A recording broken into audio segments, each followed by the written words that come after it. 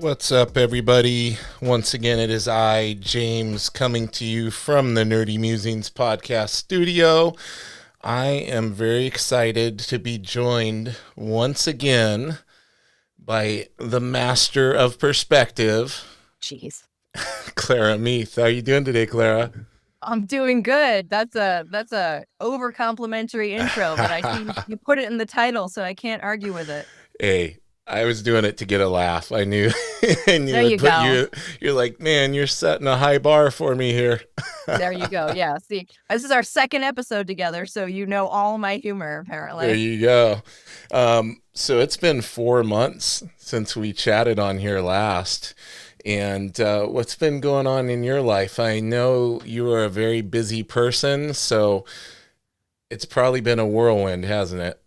It has. It's been an insane couple of 4 months. We were saying earlier, it does not feel like it feels like way more than that because I've just been cramming so much into my schedule. Yeah, if you follow me on Instagram to any extent, you probably saw one of my or rather my recent situation is that I am cramming to get a bunch of stuff done before September, which is when Supercon is my favorite convention of the year, where I'm regularly a guest.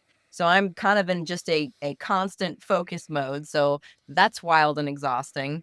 Yeah. But I'm trying to wrap up what we're going to be talking about today, the Kickstarter I've got right now, and also a mini comic, and I got to do a bunch of other things for the project I'm managing, Moonshine Bigfoot, which is beginning to release now, which has been a big hit so far. So I'm very proud of that. But yeah, I'm keeping real busy. It's really testing my what I have learned about how to moderate stress, stress management. But you gotta be in it to learn it. You can't learn it out of context. So it is valuable, to throw yourself in those situations and figure it out as you go. Yes, definitely. Yeah, taking on the task of managing the Moonshine Bigfoot project and all of that had to be quite the undertaking because that started as a Kickstarter, right? And Yes. and Yeah, now it's being published by Image. That's where I picked it up. So that was it that was is. super cool to see your name in there when I opened it up. Oh, where I was credited as mom. Yes. I love that so much. That was our letterer Thompson Knox's idea. But it is honestly the most honest credit I could have been given for that. But yeah, that project, man, got so huge. I mean, Zach and I, one of the co-creator basically, we're talking today about how this thing got so much bigger than we ever could have been prepared for. Like we are not Yeah. qualified to be sailing a ship this size, but we're almost into port now. He's working on issue 4. That's the last one.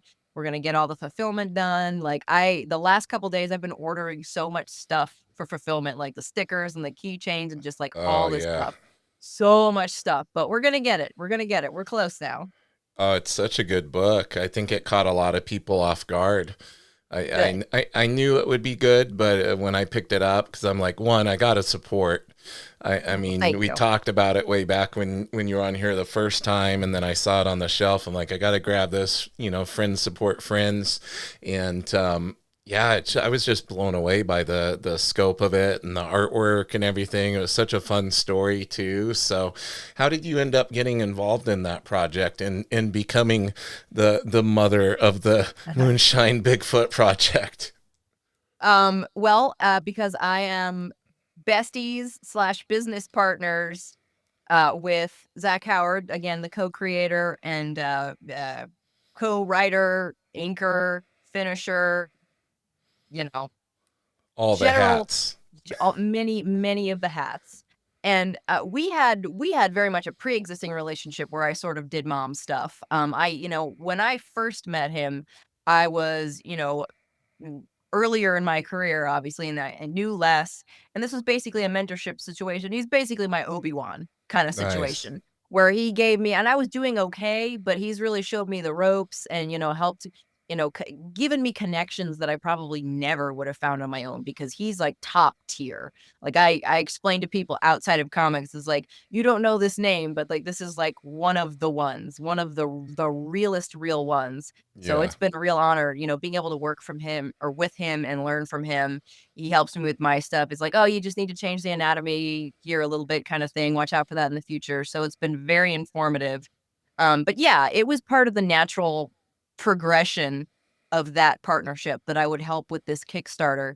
And uh and I'm honored to be involved, and I own a percentage of the IP, which is hopefully gonna trickle down at some point. Yes. There's been interest in various kinds of development, so I'm very optimistic that there will be down the road a decent payday. But comics, so you never know. But end Yeah. of the day, I'm very happy to have been involved in such a fun project. Were you telling me you didn't get into comics because you wanted to become a millionaire? This whole notion, I know several creators talk about this because they laugh because people are like, "Oh, you just got into this for all the money." You're like, "What are you talking about?" Yeah. See, that's how you can tell they just don't objectively don't know anything about it, which is fine. Exactly. It's one of those fields you have no reason to know anything about unless you're associated with it in some way. It's like, oh, Yeah. I know more about the average person. I think knows more about like oil drilling or something than the process of making comics and how Yeah. absurd it is. Well, and I get it too because chances are, if an average person has been exposed to it in the, in the mainstream media or on some big platform, they're probably seeing it because it was the result of some big success that did make a Mhm. lot of money or cause waves. So they're just associating like, oh, all comic book people are doing this Right. to get everybody's Robert Kirkman and gonna get their project Right. picked up on AMC and everything else. Right. And Right.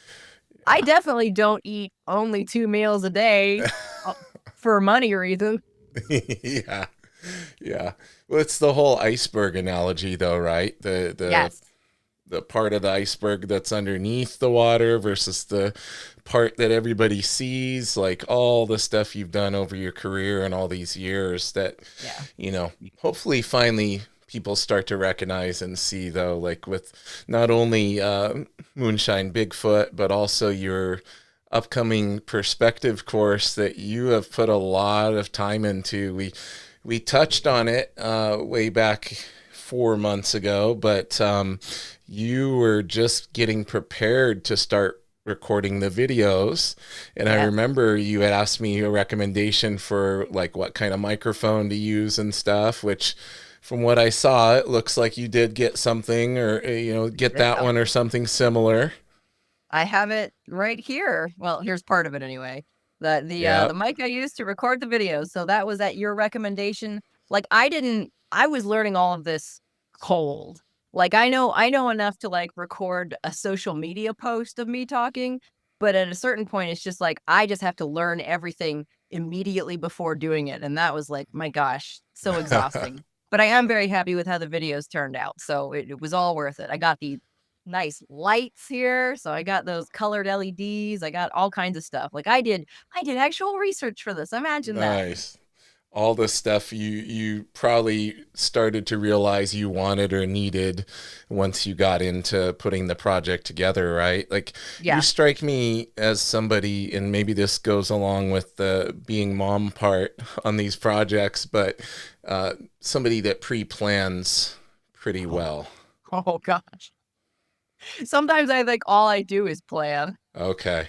So my You're my yeah, you're not my wrong about that. perception was right then. Yeah.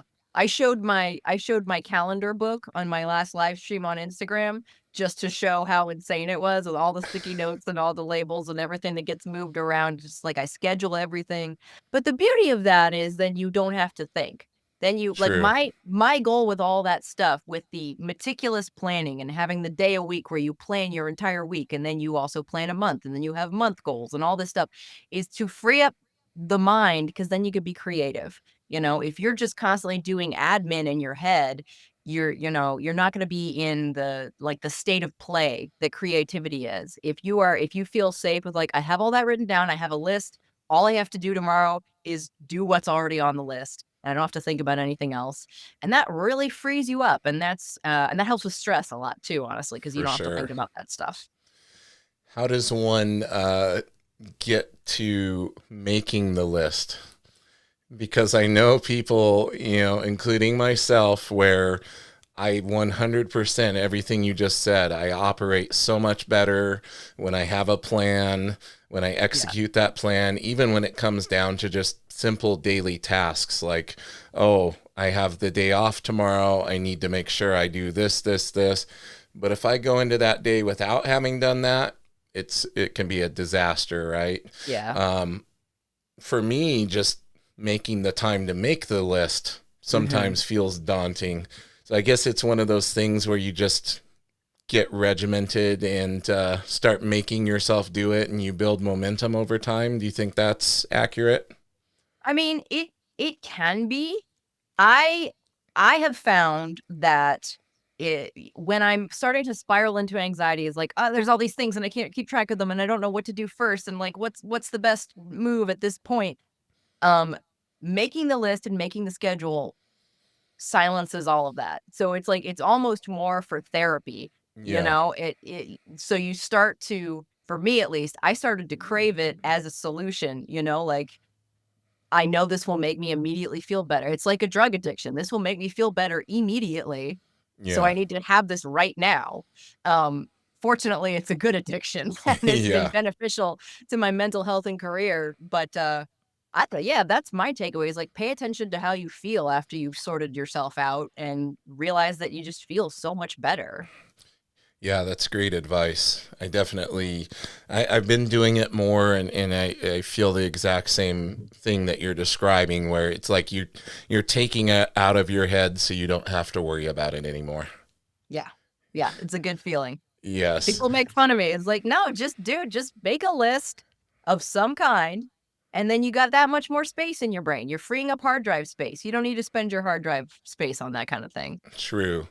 Now, I'm assuming the list was pretty big going into this perspective course Yeah. and tackling the task of creating it and filming the videos and all of that. I know how time consuming not only just the task of sitting down and recording the videos is, but then any editing you need to do and You do. potential reshooting or if you Right. forgot to plug something in, all of that. So, how long have you been working on the project now? The actual project from its fruition till now has technically been 3 years. Yeah. Now, there in the early stages, I did not know it would get to this point. This is one of the cool things I wanted to talk about, how this evolved.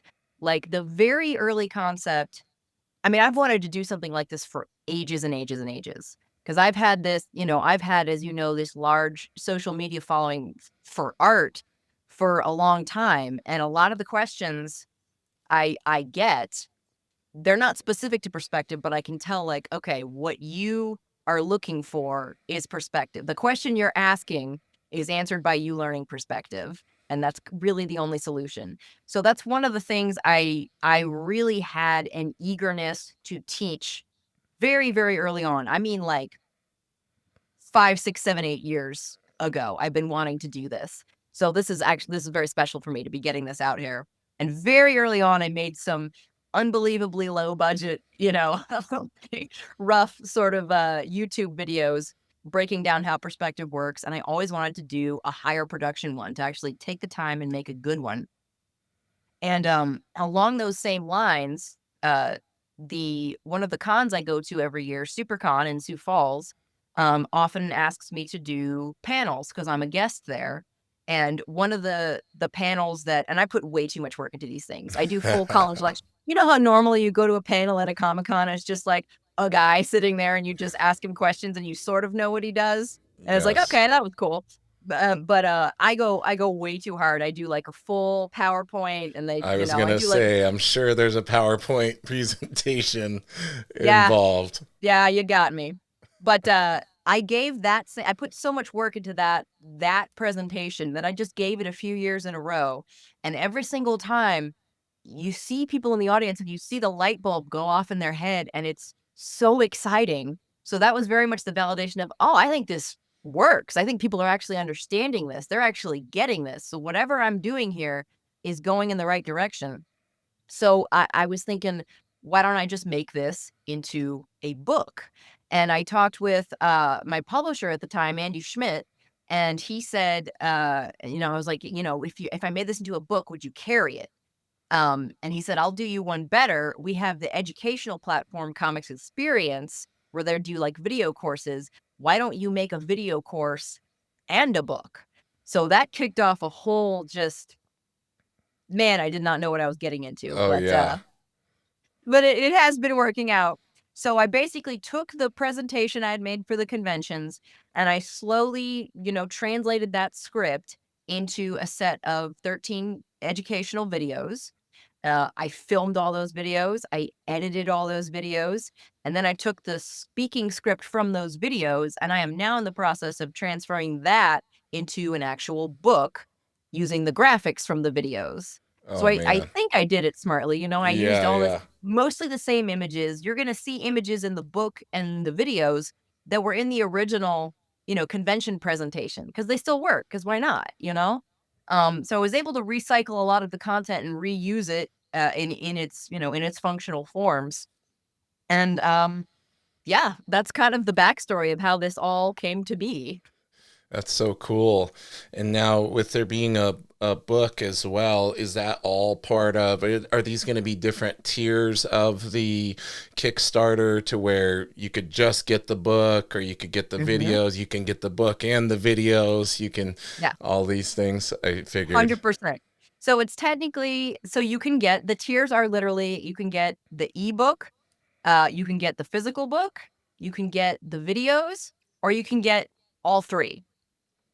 That's And there's so cool. add-ons if you wanna throw in, an extra book or whatever for your neighbor's cousin's dog kind of thing. Just Well, whatever. in the ability to have it in video and have it in print is really cool because that goes along with a lot of research that's been done on how people learn and retain information because there's Yeah. been studies that show like if you listen to something and you read it, you Mhm. retain it better and you absorb the Yeah. information better. So I personally would recommend that everybody gets the version that has the book and the videos and go Thank back you. and forth between both, right? Yeah. I mean, you can't go wrong. That's just double learning. I definitely agree with that. But yeah, I wanted to be from the start very sensitive to learning styles and accommodating people that actually want to learn. I really really struggled to learn perspective and I really had a hard time with it, and when I finally got it, like that click, that realization was so great, and I'm still happy about it every day that I wanted to be able to hand that to someone else. And I think with this course I'm actually doing that, and I'm very very optimistic that people will actually be able to learn from this, so I'm really hopeful. Yeah, yeah. I think it's going to be a great success for you. And just seeing the little teaser images and things, I know you're putting a lot of good, quality production into it. And I think let's talk a little bit about perspective in and of itself because Mhm. I comes up on here a lot with artists that like drawing to some extent is a lot like doing math, Yeah. and I think that especially applies to perspective drawing Mhm. because there's a lot of understanding how things are dividing as they go back into space, and there's Yeah. different points and angles and all these different things. So Mhm. um, describe to me the importance of perspective in drawing because I think it's one of those things where like everybody wants to jump in and learn how to draw anatomy and draw the figure and everything, but they Mhm. don't realize to actually make the character look like it exists in that space. Yep. You have to understand perspective and actually learning how to draw perspective, even understanding how to draw buildings and things can help you in your figure drawing because you're going to see the human form different and see how it recedes and see how parts disappear when they're from a certain angle and all this type of stuff. So Yeah. um, Expand on my thoughts on that. Yes, sure. Um, yeah, and this is something I talk about a lot in in the early stages of the course, in both the videos and the book. That perspective has a bad rap because it is very scary looking. And if you're one of those people who gets into art because you have a passion for drawing and, visual communication and all that, it looks like the biggest bummer. Like it's not the fun part. It's not, I talk about this as like, this is not the sexy part of drawing at Mhm. all. In the same way that the bones are not the sexy part of the human at all, but it is absolutely necessary to get a complete product. Absolutely necessary. There's a very prevalent attitude of avoidance with perspective, which I absolutely understand. I know full-blown professionals that I could name Mhm. that actively avoid using perspective. And working for, like, real companies and everything, they're like, yeah, just I've heard them say this." It's like, "No, I Yep. don't mess with that. It's just that's too much." It's like, "No, no, no, dude. You're absolutely hamstringing yourself there. You could do 700 times better if you just took the time to figure this out." So I am very passionate about, in general, I think, avoiding problems in your life. Problems do need to be tackled. But Yes. and they also think of perspective as something that is only specific to certain elements, like you mentioned buildings and stuff. Like if you're not drawing a city or a spaceship or something like that, I say basically that somewhere in the videos, that you don't really need it. But in actuality, perspective is in every image you could possibly come up with. Like without perspective, you cannot accurately show same size figures at different distances. You really won't be able to handle distance at all. Even if you think you understand form and anatomy, you're not going to be able to get that at all. You're going to have to eyeball it. You're going to have to guess. The sheer amount of guessing you're going to have to do is going to make you insane, and you're never going to be sure. Like, I don't like, if you're so type A like me, you have to absolutely know this is correct Mhm. before I can move on. And that's one of the things about drawing too. If you get a part wrong, it can affect everything else in the drawing. If it's a very complex piece and you get, you know, the size of a door in the background wrong, suddenly everybody in the drawing is 18 feet tall, Yeah. You there and perspective creates a very usable mechanism to solve all those problems, on the front end. Like when I'm drawing, I solve all the perspective pretty much first. And I go through this in the course. What I like to do is I get my rough sketch, then I find the perspective in that sketch and fix it up with the perspective. So then it's all correct. And then you're not trying to build your perspective setup first when you don't really understand, you haven't really visualized what you're trying to make. So that to me was the coolest hack when I figured that out. Oh, you can do it in reverse like that. You can find the perspective inherent in an existing drawing and just fix it up. Just get it right after that. Um yeah, it's super undervalued. It's often taught, I think, in a very confusing and dismissive way. Like I went to, like, no shade at all because I've seen almost everybody do this, so there's obviously an extant problem here with how this is taught, but, like, there's almost a dismissiveness to it. It's like, "Oh, there's a horizon line, there's some vanishing points. You get it, let's move on." Yeah. It's like, "No, we need a lot more than that." Yeah, we had, like, 1 day on perspective, and all the students are looking at each other like, "What? What?" And you immediately hear all their brains going, "Imma skip this. I don't need this. Yep. I don't need." So that's what I'm trying to address, is that attitude of wanting to skip it, that attitude of being scared of it, like like it's presented like this very complicated thing. It's so, so, so much simpler than it appears. And I'm laughing at master of perspective because I really don't know very much perspective at all. I know 1, 2, and 3-point perspective, and I'm only so good at them, and I still do it with, like, a full visual setup, like I'm in kindergarten, but I part of that is just me, that's just what I like to do. I like to be pedantic like that, but Yeah. I'm not even that good at it, and I can tell you right now, just knowing a little bit of it is almost all you could ever need, truly. Well, and a lot of times being a master at something is being able to do the basics near near perfection. So, a master doesn't mean that you know everything about the subject, but the parts that you do know, you're pretty adept at. So, I did it as a joke, but I'm pretty confident in saying you're a master of perspective. I'm gonna put that out there. Going back to what you were saying, and like how the information's presented in like classes and things, I'm thinking about like I probably have 15 how to draw comic books up there on the shelf, and they all start out with drawing the figure. And Yeah. perspective is somewhere towards the middle or the end of the book. Like, oh, here's how find the Right. horizon. Here's 1 point, 2 point, three Yeah. point. And Yeah. I feel like that's kind of reverse order. Like I know for me personally, as somebody that does comic book art, when I made that connection in my brain of like, oh, I'm getting better at perspective, and now my figure drawings are Yeah. coming out easy. They're better looking. They're coming Yeah. to me easier. I'm Yeah. understanding the angles and in the what part of the form I'm gonna see because we're more underneath, and how the Mhm. limbs change in proportion. All of that is Yeah. perspective based, right?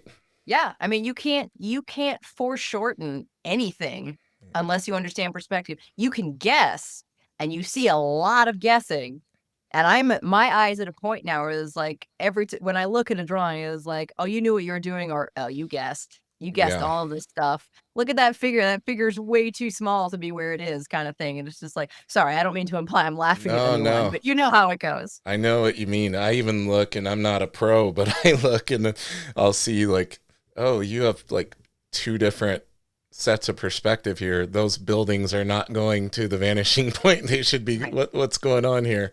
Yeah. Yeah. It's out there, and like the extreme lack of backgrounds. Like you don't have Right. to do like elaborate architectural backgrounds, but like so many books you go through, like there's like no backgrounds. It's just like, or Yeah. just a little impression of a couple lines or something, and then Yeah. much emphasis on the figures and all of that, which I get it. Like that stuff's cool, and that's what we're Right. there for. Or But everything just feels so much more grounded in reality when the yeah. perspective is there.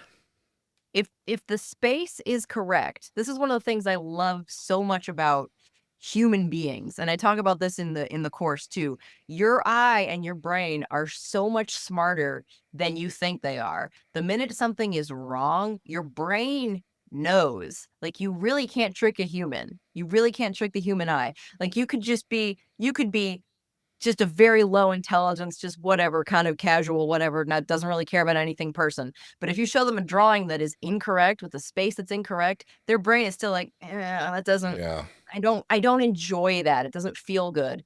Versus when you have a drawing that is actually totally properly constructed, just spot on and right, it feels so real. No matter how cartoony it is, it's like you understand exactly, where the ground is, where that building. You can literally go in your brain and like, okay, if they threw that ball, it would hit that building exactly at Yeah. that spot, or just something like that. You can be that correct, and it will just sing for everybody, regardless of who they are. So that's it's magic to me. Like, I love it so much. Like, you can be that sure and you can be that correct, and it can turn out that solid feeling. It's just so wonderful. Like, I don't wanna gatekeep. Like, I wanna tell people that Yeah. how to do this, you know? Well, and your passion for it is going to come across in the product. So that's really cool that you have done this because you saw the need for it, but also it's something you're very passionate for about. It's Yeah. a subject that you feel passionately about, because that always resonates in stuff that comes out, whether it be an instructional or whatever. It's like Mhm. you can tell when the person really believes in what they're teaching. Yeah. Well, I certainly hope that comes across because it's definitely the case. Yeah, it will for sure. So if people go over to Kickstarter right now, the project's already live. It is. It has been live since the 1st, and I wrote all this important stuff down, and it closes on May 31st. So we've been live for 10 days. We are just over 2/3 funded. Wow, that's Um, great. Well, I kept it pretty low because, like I said earlier, I know this isn't sexy. This isn't a fun comic book with explosions and babes and all this stuff. Like those things are somewhat easy to kickstart just in terms of getting attention. Get that. Yeah. It's whatever. It's fine.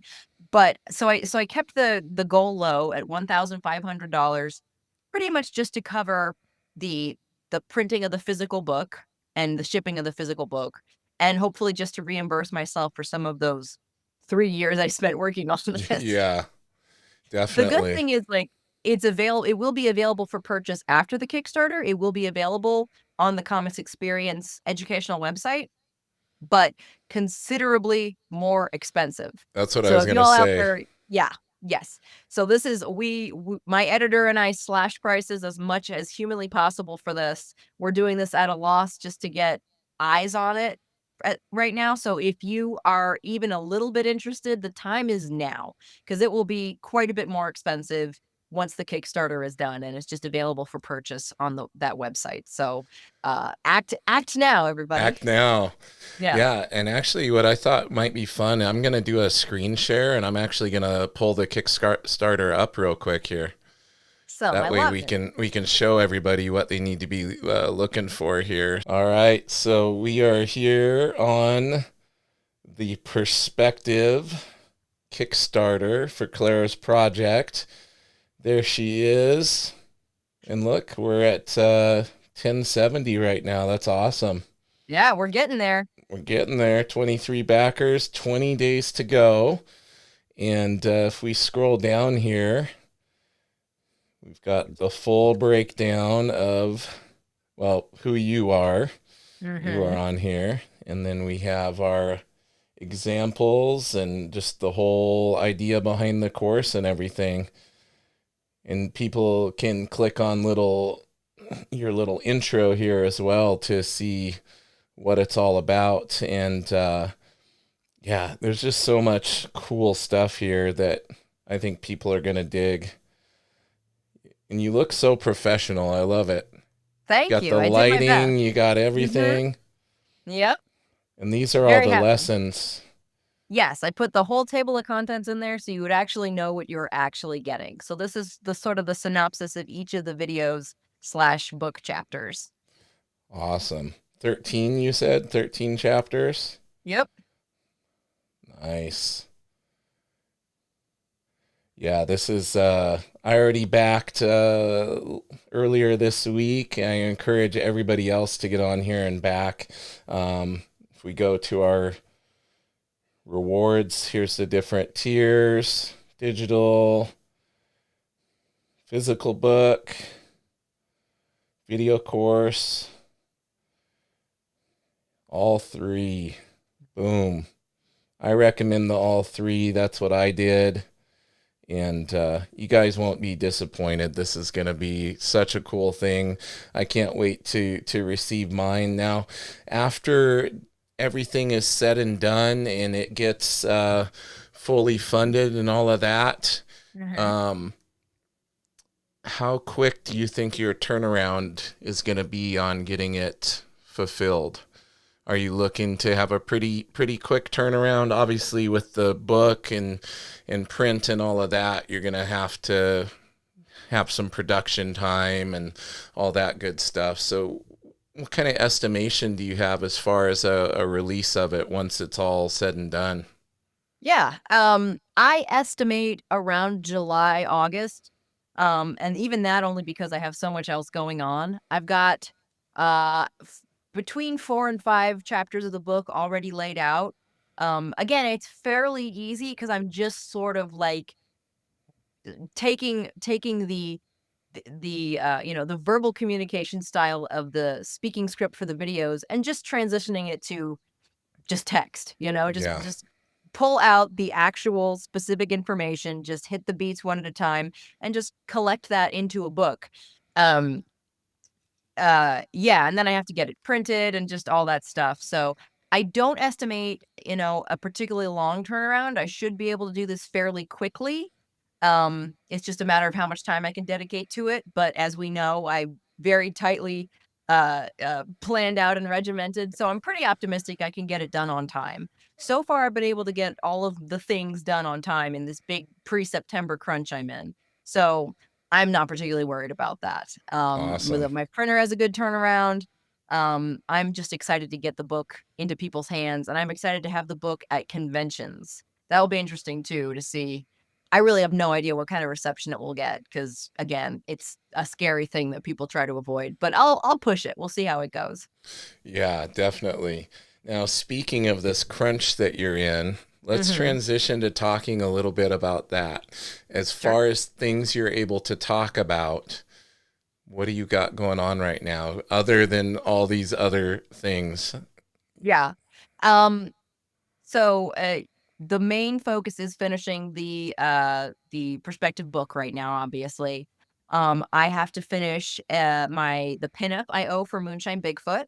I just finished all the breakdowns today, actually, so I'm preparing to print out the pink line for the penciling, and at that point, that should go fairly quickly.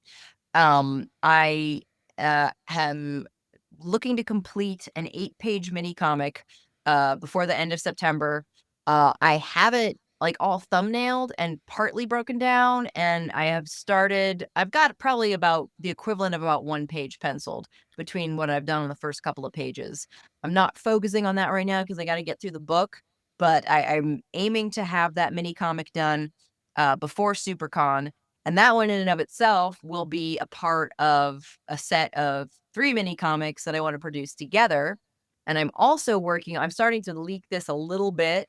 I'm also working on, even though it's so far out, it's hard to know. I talked about this on my Yeah, live stream last time. It's hard to know when to even announce that you're working on something because I wanna put out in the world, I'm trying to show what it is to be in a creative career in this kind of lifestyle because I feel like it's very unique, and I feel like I wanna share the strangeness of this experience. So on the one hand, I'm like, I wanna talk about things immediately, but on the other hand, it's like, why would I put this out in the world when it's years out yeah, potentially, you know? But all those caveats being said, I am starting to work on a script, with the writer of Moonshine Bigfoot, Mike Marlowe. We wanted to do, without saying too much, this was a story idea I've had for a long time, and it's a parody. It's like a campy, funny kind of story. And I have the narrative structure, but I don't really write funny.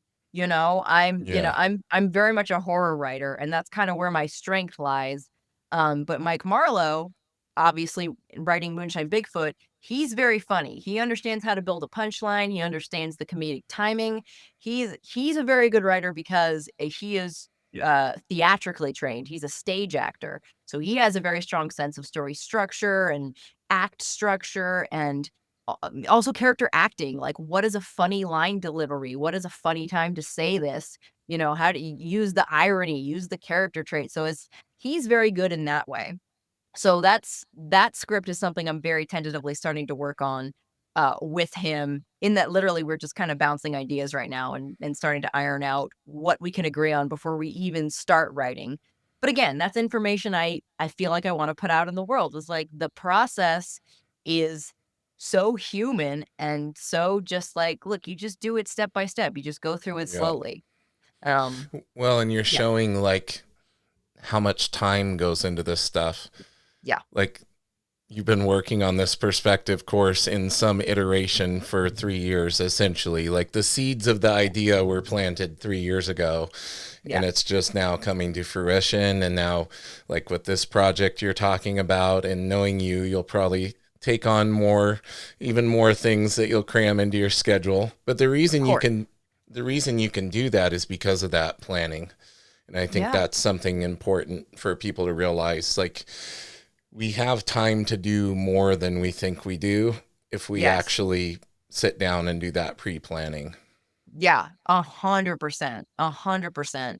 And, like, along similar lines, I'm really starting to play with the idea of, like, working on multiple things at once.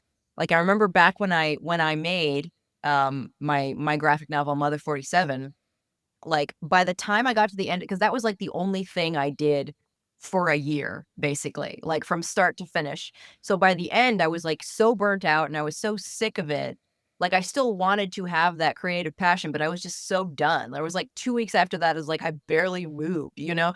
Like, Yeah. so I'm really trying to figure out, like, I know there's a way. I know there's a way to work around this sort of thing and avoid, that type of burnout. Uh, I'm really starting to work on sort of synthesizing into my schedule multiple things at once. I talk about this on my live streams, like having an A project and a B project. And like I work on the A project for 3 days at a time, and then I work on the B project for 2 days, and then repeat that cycle. And when one thing is finished, put something else in, so that you kind of always have something coming. I'm not like great at it yet, but I am 100% going to work on that, that process and refining Yeah. that process. And this, again, this is one of those things where it's like you find what works for you. I can't tell you how to do this. You have to be completely honest with yourself about what actually works and gets results, and not do this whole hustle culture thing where you're like, I'm just going to cram myself into this mode Yeah. that's not natural for my brain and is gonna burn me out. So, yeah, you gotta find what works and be honest about it. So that's what I'm trying to do. Very cool. Yeah, and I'm very inspired with this conversation, and it's letting me know I'm on the right path with, being more on top of myself with the planning and everything, and creating my lists and doing my tasks every day. Because I've been, working on my art a lot more, and I Awesome. have to plan to be able to do that, because I don't always have the free time, or I Mhm. don't think I have the free time until Right. I make the list and I actually tackle the tasks. So I Yeah. think that's great. Great advice for anybody listening. I want to plant the seed for something that I think would be really cool. I think that once this perspective course takes off and is a big hit, I think you Mhm. need to start one on inking. Oh, geez. I don't ugh, I don't feel like I'm qualified to do that. I don't feel qualified for that. Looking at the way you ink and what little you've talked about it on some of your little short videos and stuff on Instagram, Mhm. I would disagree with that. Watching you ink, you have a real control and mastery of it that's very admirable. So I'm just putting it out there. Not saying that you're gonna ever do it, but I think inking is one of another very underappreciated, very misunderstood part of the comic Yeah, production process. for And I sure. am, and I think it's becoming one of these things that's a little lost because I'm seeing so many of these books, and a lot of it's probably due to publishers pushing to get stuff out quicker. But Yeah. you're seeing a lot of this stuff that's just pencils with color over it. Yeah. Like I'm Yeah. seeing that more and more because and it's very noticeable on the iPad because any new comics Mm. I get, generally I get on the iPad because I'm like Mhm. out of storage room for my Sure. comic collection. That's a Um, true spoken like a true nerd, sir. right. But on the iPad, with the ability to zoom in and stuff, you can Mhm. spot it a mile away. You're like, oh, Yeah. it's very tight pencils, but this is all pencils. Like Right. that person got paid to pencil, and then somebody came in and slapped some colors on it, and here Yeah. we go. So, Yeah. um, inking in general is just very underappreciated too, and in my opinion.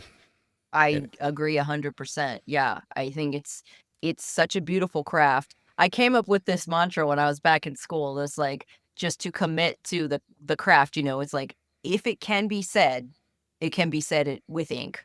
And it's just there's a way. Find a way. yeah, You can do it. You could do all kinds of things. It doesn't have to be a pen tool. You could do splatter, you can do sponging, you can do things with Frisket. There's infinite options, and I love it so much. You can just do anything, and it's yeah, so cool. It's just a constant state of problem solving is what, any creative practice is, and that's, if again, if you're like me, where you just want to check boxes, like, that is such a good feeling. It's like, "I solved it. I found a way to say this with ink." yeah. And I think what scares, like, we were talking about like perspective scares people. Like the permanence or the perceived permanence of ink is what scares most of us from inking. Yeah, I completely agree because I've heard people say that a bajillion times, but it's not like I find it no less permanent than penciling. to be completely honest. Part of that is because I'm spoiled with my pencils. I pencil very tight. So there are significant portions of my inking that is just tracing. But at the same time, like, you get yourself a good whiteout pen, like a good white Posca marker, like I'm always yelling about on Instagram, and nothing is permanent. Yeah. You can spill ink and you can still technically clean it up with a white Posca marker. There's like, it's not permanent. There's nothing permanent about it. It's just as malleable as pencil, and you can do anything you want with it. There's chapter 1. Yeah, there you go. Chapter 1 is always stop being scared. Exactly. There you go. See, we created it here together. There you go. Clara, I've had so much fun today, and I really appreciate you taking the time, especially knowing how busy you are, to come on the podcast again. I definitely love to have you on again in the future and catch up with you on where things have gone after the release of the perspective course and everything.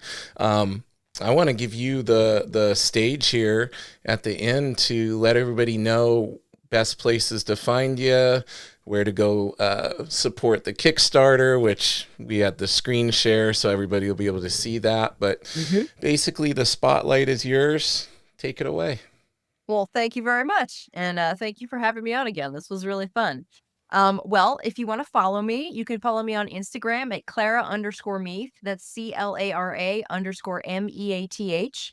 And that is actually probably going to be the easiest way to find the Kickstarter, because I'm keeping the link live in my stories while it's running pretty consistently. So you can find the Kickstarter there. It's very affordable. I think the lowest tier is $10 for the digital book. No shipping, no nothing. It's just a flat rate of $10. I would super appreciate it if you would support me there, and know that you are also supporting yourself and the future of your art just by getting into this, just by facing the music, doing what so many people have been afraid to do.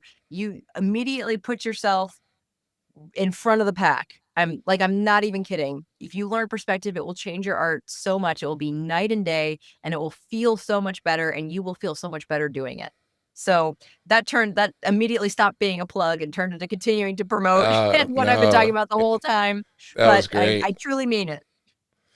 I definitely agree with you, and hang out with me for a moment while I chat with everybody in the closing of the show here. Everybody, go out and support Clara's Kickstarter on Perspective. It is amazing. I can't wait to get a hold of my copy. If you're listening to the podcast, that means you've already found us. If you enjoy it, shoot a like, a share, a subscribe, a notification bell, any of that good stuff. And in the meantime, everybody, keep it nerdy.